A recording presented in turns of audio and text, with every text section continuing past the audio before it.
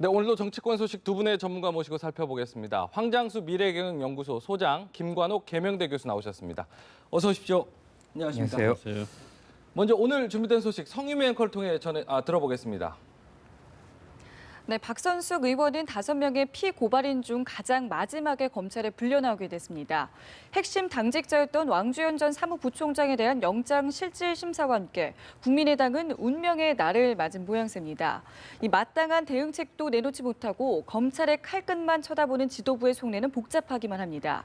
특히 안 대표의 최측근인 박선숙 의원에 대한 수사 향배에 따라 당이 개파 갈등의 소용돌이에 휘말릴 가능성이 있는 게 무엇보다 큰 부담인데요. 이미 일부 호남 출신 의원들을 중심으로 안 대표의 정치적인 결단을 요구하는 강경한 기류도 읽히고 있습니다. 의혹에 연루된 안철수에 분류되는 인사들이 스스로 의원직을 내려놓거나 지도부가 선제적으로 읍참마속의 결단을 해야 된다는 겁니다. 이와 관련해서 당 지도부는 여전히 검찰 수사 결과가 나오면 그대로 대응할 것이라며 아직까지 신중한 입장을 보이고 있지만 검찰의 수사 결과 발표 전후로 책임론이 공론화될 가능성도 커 보입니다. 또한 지도부가 위기 관리의 허점을 드러낸 데 대한 불만 기류도 읽히고 있는 상황인데요. 이렇게 검찰의 칼끝이 국민의당을 날카롭게 파고드는 가운데 안철수 대표가 과연 어떤 카드를 내놓을지 관심이 쏠리고 있습니다. 네, 자세히 이야기 나눠보겠습니다. 오늘 아침입니다. 오늘 아침 회의에서 안철수 대표가 세 번째로 공식 입장을 내놨습니다. 보셨는지 모르겠는데 이후 여하를 막론하고 송구하다 이런 입장을 밝혔습니다. 오늘 박선숙 전 사무총장이죠. 박선숙 의원이 검찰에 출석하는 상황에서 오늘 아침에 안철수 대표의 입장 어떻게 좀 보셨어요? 위기 상황에 대한 어떤 직면에 대한 이해라고 이제 보는 건데요. 네. 기본적으로 지금까지 많이 시간이 흘러왔죠. 그런데 문제는 계속 악화가 돼가고 있고 네. 그 문제를 해결할 수 없는 상황이고 이제는 검찰 손에 자기들의 어떤 생명을 맡기는 그런 상황이 된 이 시점에서 예. 안 대표가 할 수 있는 건 이것뿐이 없다는 거죠. 이게 참 가장 큰 문제인데요. 네. 안 대표가 지금 이 상황을 어떻게 해서 해결하느냐. 이게 네. 이제 위기 대응 능력 또는 어떻게 보면 뭐 문제 해결 능력 이걸 네. 이제 국민들에게 이제 보여주는 하나의 시험대라고 할 수 있는데 예. 문제는 굉장히 얽히고 설키고 한 것들을 장기간에 노출시켰다는 거죠. 네.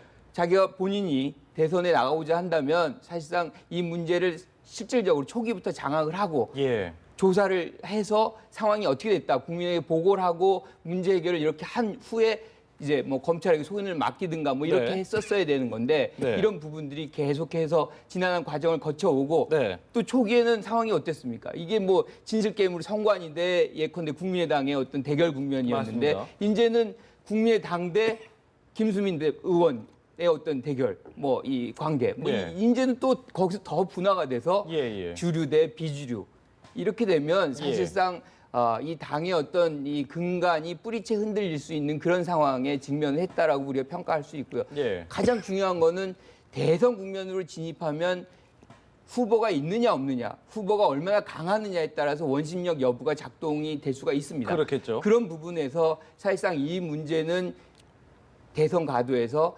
국민의당에게 가장 치명적으로 작용될 수 있다라고 이제 볼 수가 있을 것 같습니다. 네. 지금 앞서서 말씀하셨지만은 그동안에 이제 위기가 대응 능력들을 볼 수 있는 기회라고 할까요? 좀 여러 차례 있었습니다. 사실 검찰로 넘어가는 선관위 고발된 이상 검찰로 넘어가는 건 불가피한 상황인데 그 상황에서 어떻게 좀 대처를 했다면 돌아오는 답변에 대해서 상처가 좀 덜했을 수도 있었을 텐데 지금에 와서 좀 어떤 이런 입장 취하는 거에 대해 어떻게 좀 평가를 하세요?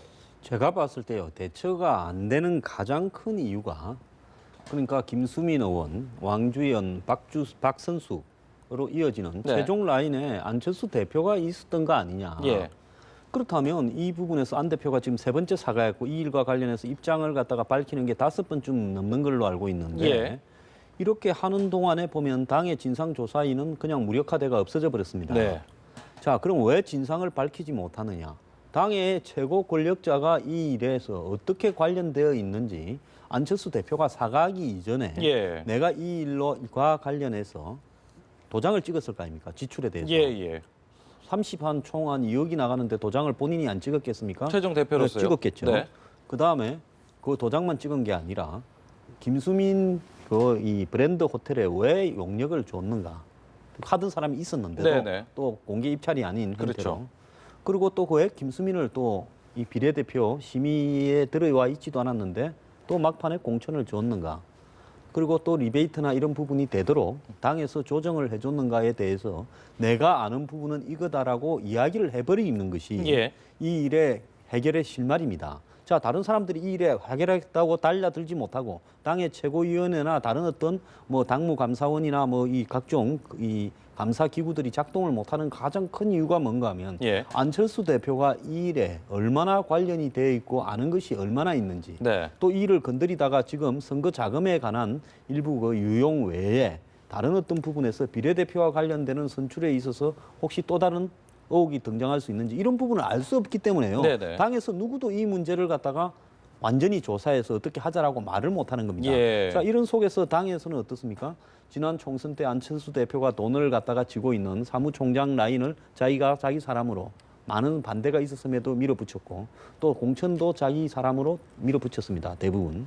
이런 부분에서 비주류가 자신들이 사실상 당을 이루게끔 해서 20명 이상의 의원들을 채워줘서 예. 당의 정당 보조금도 받고 그다음에 선거 보조금도 받게 했는데 사실상 이 안철수 대표가 자기 페이스로 총선을 치르면서 총선에서 38석을 얻어서 승리를 하게 되니까 하고 싶은 말이 있어도 예. 선거 과정에서 있었던 불만에 대해서 아무 말도 못 했는데 자, 이번에 이제 안 대표가 이 문제를 처리하는 모습을 보면서 비주류는 아마 이제 기소가 되는 순간에 그리고 박선숙이나 뭐 김수민 의원의 어떤 문제도 이렇게 나오고 예. 그다음에 왕주연이 뭐 구속이 되는 순간에 아마 당내에서 비주류가 대대적인 반격을 놓고 이선 후퇴를 주장하게 될 겁니다. 예. 자, 이 대목에서요. 안철수 대표는 이 6.25 기념식 행사에도 못 갔대요. 뭐 신경이 쓰이는 일이 많은 거. 그래서 결단을 해야 된다고 봅니다. 지금 이 상황에서 말씀하신 대로 지금 당내 주류 비주류라고 이것도 표현을 할지 모르겠지만 기존에 안철수 대표에 대해서 책임론을 좀 제기하는 목소리가 지금 커지고 있는 상황입니다. 이와 관련해서 당 대표로서 모든 일을 책임져야 된다라는 의견과 함께 또 안철수 대표 측에서는 이런 것까지 안철수 대표가 다 책임을 진다면 당에 이게 흔들릴 수밖에 없다. 어떻게 좀 보세요? 이 부분에 대해서. 그 후자로 얘기를 하면 네. 사실상 1인 정당이라는 거를 보여주는 겁니다. 네. 안철수 대표 없으면 국민의당 없다는 얘기거든요. 네, 네, 네. 이 시스템 정당이 아니라는 거죠. 네. 그러니까 기본적으로 그러면 또 다른 어떤 문제가 발생을 해도 또 그대로 안철수 대표는 유지돼야 되는 것이고 그 네, 아래에서 문제가 이거는 근본적인 문제 해결 방식이 아닌 거죠. 예, 그래서 예. 근본적으로 지금 말씀하신 대로 문제 해결의 최종 꼭대기점에는 네. 안철수 대표가 그대로 있는 겁니다. 예. 그래서 아까 말씀하신 것도 계속 제가 되게 되는데 문제는 뭐냐면 당 구조가 그렇죠. 견제받지 않는 구조를 갖고 있는 거거든요. 예. 그러니까 지금 안철수 대표 중심으로 모든 것이 이제 라인업이 되고 예. 그런 부분에서 다른 사람들이 예. 그걸 견제할 수 없는 그러다 보니까 자기들이 원하는 방향대로 이것이 계속 운영이 되었던 것이고 예. 이런 폐해가 사실상 만들어질 수밖에 없었던 구조가 구조적인. 이미 그 내재적으로 되어 있다라고 우리는 볼 수밖에 없는 예, 것입니다. 예. 두려운 사람이 없는 거죠. 그러네요. 근데 이제 그런 상황에서 네. 지금 비주류는 당연히 우리 책임과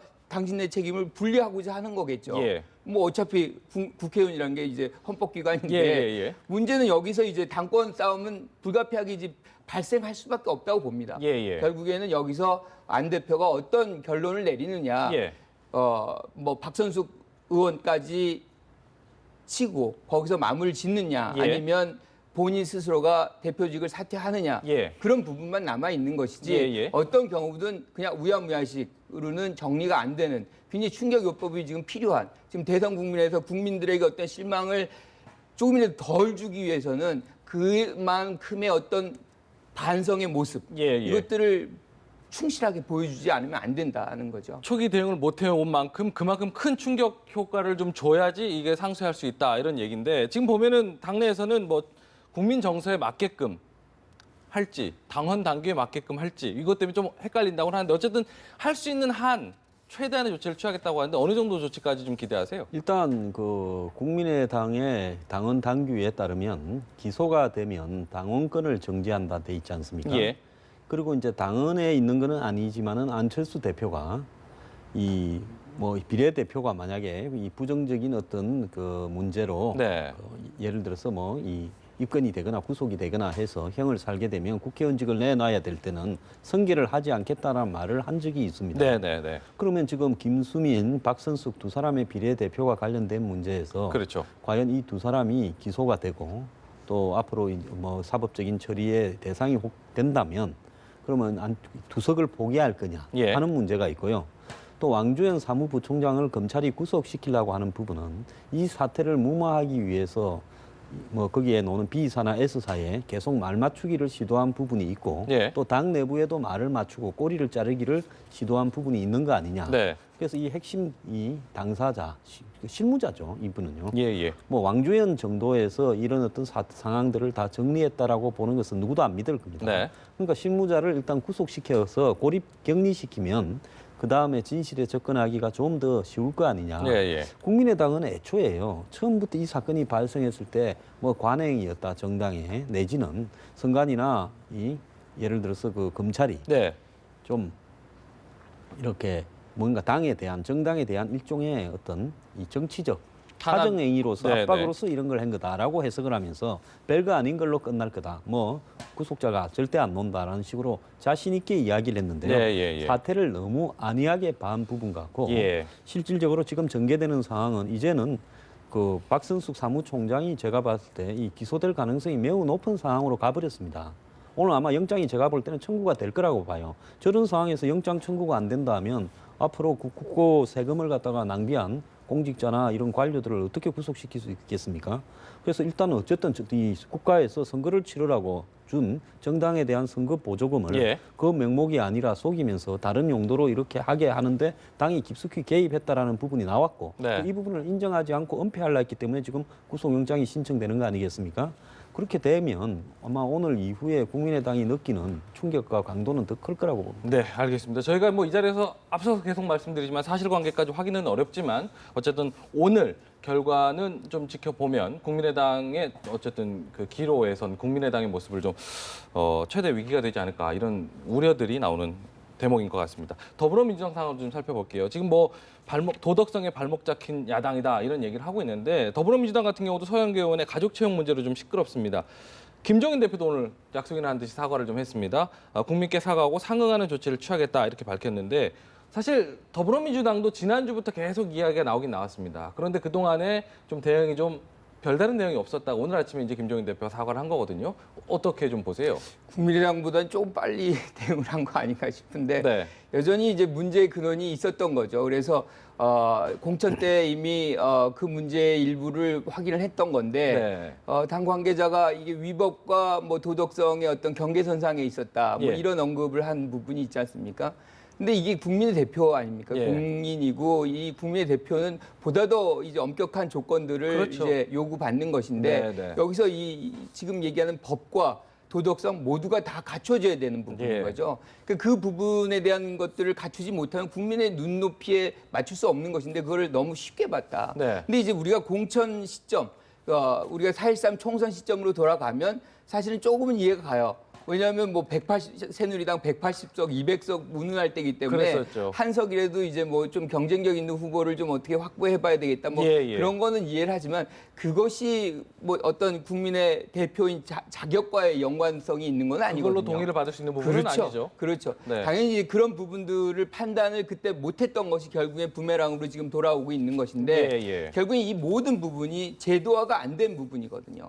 그러니까 지금 뭐 백혜련 의원이 이제 뭐 이 친족 이 사촌까지죠. 사촌 네, 네, 네. 친인척까지 친인척 이제 뭐 관련해서요? 임명을 금지하는 법을 지금 제출해놨는데 아직도 뭐 계류 이제 보류된 상태라는 예, 거 아닙니까? 예, 그런데 예. 미국 같은 데서는 이미 연방법에 이 모든 것이 정해져 있습니다. 그래서 네, 네. 뭐 입법부건 행정부건 모든 공무원들은 실질적으로 사촌 내에서는 어떤 사람도 임명할 수 없는 법이 제도화돼 있기 때문에 네. 이런 것들을 빨리 이제 예컨대 지금 이 부분에서 야당이 지금 도덕성의 문제를 지금 뭐 얘기가 나오고 있는 거 아닙니까? 네, 네, 네. 또 지금 여소야되고 그렇다 그러면 지금 이 국면에서는 두 야당이 오히려 이런 부분 특권의 부분 예, 예. 사실 이런 부분들을 더 빨리 입법화하는 그런 노력을 보일 때 예. 반성의 어떤 그런 부분들을 국민이 조금이라도 느껴주지 않을까 뭐 네. 그런 생각을 해봅니다. 지금 김 교수께서는 국민의당보다는 더불어민주당이 조금 대응이 빨리 나왔다라고 얘기하는데 사실은 공천 때부터 이미 알고 있었다는 얘기 아닙니까? 이 부분에 대해서는. 그런데 이제 뒷북 대응이다 이런 얘기 나오지 않습니까 지금? 뒷북 대응이 아니라 굉장히 잘못된 거죠. 예. 자, 모든 벌어진 일들요. 오빠, 동생, 딸이 다 연관됐고 보좌관 월급을 갖다 돌려받았고 논문 표절까지 했다고 합니다. 오관왕이에요. 자, 공천을 할 때 이런 사람을 공천 탈락 안 시키면 어떤 네. 사람을 공천 탈락시킵니까? 공천 심사는 뭘 별 보고 합니까? 그런데 이렇게 공천을 해놓고 네. 이제 와가지고 경쟁력 운운합니다. 네. 자, 경쟁력으로 보면 이해찬 의원이야말로 아마 가장 경쟁력이 있고 당선이 제일 확실한 더민주당의 의원이었는데 공천 탈락시켰잖아요. 그럼 이해찬 공천은 경쟁력이 아니고 다른 거고 네. 이 서영교 의원은 뭐 공쟁력을 운운하면서 그럽니까? 오늘 그 미국에 보면 메인주 주지사가요 월급이 말입니다 8천만 원밖에 안 돼가지고 메인주의 가구당 평균 소득이 1억인데 다른 미국의 주지사 평균이 1억 5천인데 그거는 8천만 원밖에 안 된대요. 네. 부인이요 그 바닷가 레스토랑에서 이 서빙을 해가지고 그래가 팁 받아서 부족한 남편 소득을 갖다가 메꿔서 집에 차라도 좀 바꿨으면 좋겠다. 딸도 뭐 작년에 그걸 일을 했다는 거 아닙니까? 예. 자, 한미 간에 이 정치인들이 보이는 이런 극단적인 대조를 한번 보십시오. 이분요 19대 때 당뇨 생활을 오래 하다가 처음 국회에 갔는데 이런 일을 했습니다.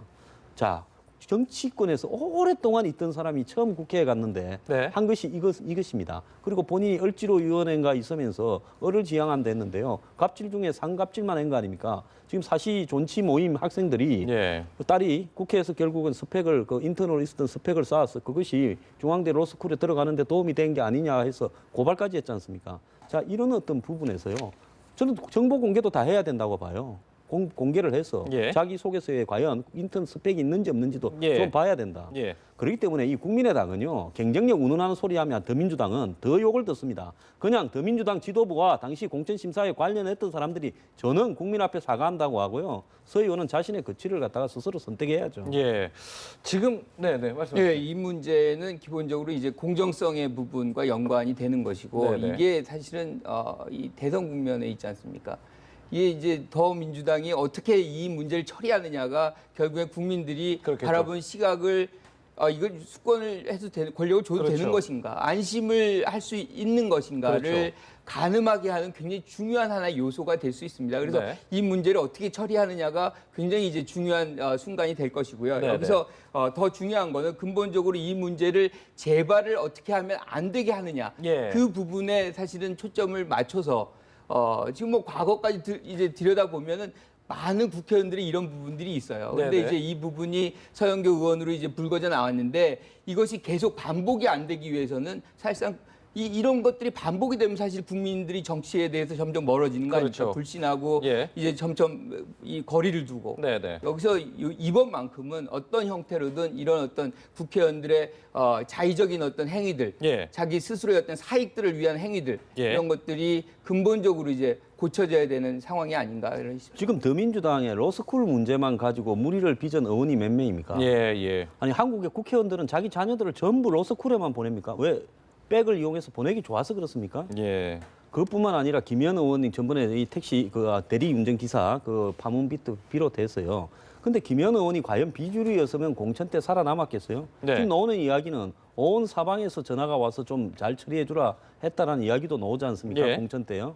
결국은 주류에 서 있으면 운동권 출신이면서 고상한 이야기는 혼자 다 하고 다니면서 뒤로는 이런 짓을 하는 것이 별 문제가 아닌 것처럼 관행인 것처럼 이야기한다. 저는 정세균 국회의장이에요. 국회의원 전원의 가족 채용 여부, 친인척 채용 여부하고 보좌관, 비서관 월급 떼먹는 거 여부를 조사하면 대한민국의 국회의원이 과연 몇 명이 무사할 건지 의문인데요. 네. 그렇다 하더라도 그렇게 한 번은 걸러야 네. 대한민국 국회가 정화될 거라고 보고요. 네. 일단 너무 많이 드러났기 때문에 저는 그만둬야 된다고 생각합니다. 아까 김건욱 교수께서도 말씀하셨지만은 그 시스템적으로 좀 이런 부분에 대해서 시스템적으로 아예 못하게끔 만들어야 될 필요가 좀 있을 것 같습니다. 백혜련 의원이 뭐 발의를 한 부분에 있어서도 좀 진지하게 좀 논의가 좀 필요할 것 같습니다. 야당, 도덕성에 발목 잡히는 야당의 이야기를 좀 살펴봤고요. 새누리당 소식 잠깐 살펴볼까 합니다. 새누리당은 권성동 전 사무총장 후임 누가 될까 관심이었는데 어제 이제 결론이 났습니다. 박명재 의원이 임명이 됐는데 어떻게 좀 평가를 하세요? 좀 개파 갈등에 어떻게 뭐 정리를 좀 할 수 있을까요? 그러니까 양쪽이 네. 친박 비박이 합의를 본 것이다. 예. 그러니까 뭐 무게파 아닙니까? 심지어는 이제 노무현 정부 때 장관을 했던 분이기 때문에 그렇죠. 굉장히 이제 개파색이 떨어지는 이제 무색무취한 그런 부분이기 때문에 예. 상대에게 뭔가가 많이 가지 않을 것이라는 의심을 좀 덜하게 하는 그런 부분이 네. 있지 않나. 그런데 네, 네. 이제 제일 중요한 요소는 이분의 어떤 행정력, 행정 관료를 오래 했었고 네. 그런 것들이 지금 당장에 해야 되는 부분들이 많지 않습니까?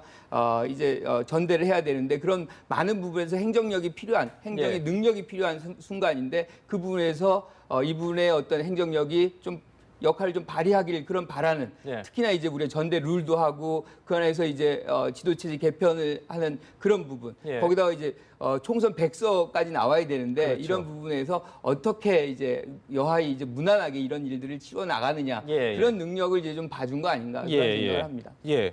어떻게 보세요? 비대위가 출범한 것도 최경환, 김무성, 정진석 3자 합의로 출범을 했으니까 지금 사무총장이 문제가 돼서 또 뭐 유승민 복당에 대해서 당내에 사단이 나 있으니까 네. 사무총장을 할 수 있는 사람도 결국은 김무성, 최경환 둘을 가장 잘하는 사람을 둘 다 비토를 안 한 사람을 고르다 골라서 생긴 거 아니겠습니까? 예. 뭐 여기에 뭐 업무 영역이나 이런 건 별 문제도 아니라고 봐요. 네, 어차피 네. 뭐 한 달 반 정도 하는 사무총장인데 예. 뭔 의미가 크게 있겠습니까? 그래서 그런 사람을 찾다 고르는 거다 봅니다. 네. 저희가 좀 시간 잠깐 남았는데 한 가지만 좀 여쭤볼게요. 지금 뭐 저희가 아까 전에 그 브렉시트 관련해서 막 시끄러운 상황에서 조용히 출마 선언한 분이 한 분 계십니다. 김용태 의원이 전당대회 출마 선언을 좀 했더라고요. 그동안 이제 비박계에서는 정병국 의원 정도만 거론이 돼 왔는데 김용태 의원 전당대회 출마 어떤 의미로 좀 보시는지요? 김용태 의원이 출마한다는 얘기는 이미 많이 돌고 있었던 거죠. 그래서 네. 비박계도 나름대로 이제 이 전대가 굉장히 중요하다는 것에 대한 인식인 거고 네. 이 안에서 경쟁에 불을 좀 붙이겠다. 뭐 그런 의미인 것이죠. 그런데 네. 이제 뭐 본인 출마와 더불어서 얼마만큼 새 결집이 이루어지느냐는 이제 또 다른 얘기지만 네. 어쨌든 전대를 향해서 비박이건 친박이건 하나하나 윤곽이 좀 드러나는 그런 부분에 있다. 뭐 이렇게 생각을 합니다. 어떻게 좀 평가를 하세요? 김용태 의원하면 혁신위원장에 내정됐다가 못한 사람 아닙니까? 그렇죠. 근데 친이 비박의 핵심이라고 할 수 있고요. 이 스피커가 굉장히 센 분이지 않습니까? 네. 그러니까 전당대장을 한마디로 친박에 대한 이 공격의 장으로 삼겠다라는 네. 비박 일각의 합의에 의해서 또 김용태 의원은 본인이 이야기하다시피 김성태 의원 지금 비박의 자장급으로 가고 있는 예. 김성태 의원하고도 매우 친한 사이입니다. 그래서 아마 김무성, 김성태 이런 비박 친이 라인에서 일종의 그 합의를 통해서 김용태 김용태 너도 의원. 나가라. 네네네. 그래서 이제 비박도 이렇게 좀 몇 명을 냈다가 굉장히 이 공천 과정을 조용히 가는 게 아니라 온갖 어떤 이야기들을 다 끄집어내서 예. 하면서 국민의 이 시선을 집중시키기 위한 예. 페이스메이커로 출마했다고 봅니다. 예. 그러면서 가다가 예. 이제 지지가 이 어떻게 되는가를 보고 한쪽을 밀어주는 쪽으로 하겠죠. 예. 아, 그럼 그동안에 이제 앞으로 전당대회가 진행되는 동안에도 또 전당대회 장까지 이어질지 모르겠지만 그 자리에서까지도 이제 계파 갈등이 치열하게 충돌하고 부딪히는 모습을 볼 수밖에 없는 상황이 예, 연출되겠죠. 시끄럽게 가겠다라는 그런 어떤 입장에서 예. 김용태 의원이 나섰다 봅니다. 이건 또 전대 룰과 연관이 돼 있기 때문에요. 예. 그러니까 이게 이제 최고위원 분리냐 이것이 예, 예. 같이 통합으로 하느냐 그 부분에 따라 또 달라질 수밖에 없기 때문에 예, 예. 계속해서 이제 계파들의 양쪽 힘세 분리기는 계속될 것이다. 지켜봐야 될 대목인 것 같습니다. 오늘 이야기 여기서 마무리해야 될 것 같습니다. 황장수 미래경영연구소 소장 김관옥 계명대 교수 함께했습니다. 오늘 말씀 고맙습니다.